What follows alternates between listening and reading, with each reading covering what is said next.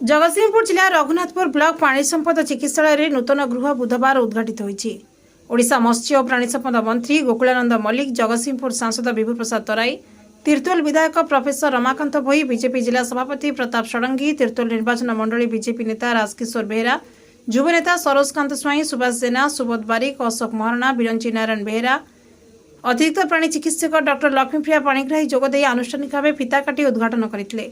एथिरे रघुनाथपुर प्राणी चिकित्सा कार्यालय समस्त कर्मचारी सहयोग प्रदान करथिले। परे परे बीजेपी पक्षर मंत्री नेता सांसदों को नहीं मदनमोहन मठ सम्मुखें एक कार्यकर्ता सम्मेलन सभा अनुष्ठित होता। बीजेपी हजार हजार महिला पुरुष कर्मी मैंने जोगदे सरकार जनहितकर कार्य संपर्क अवगत होते।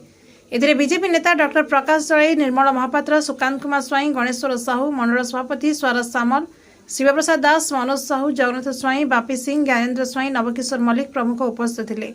परे परे मंत्री ब्लॉक अधीन एरडंगारे वैष्णव जेना छेड़ी फार्म को उद्घाटन करथिले।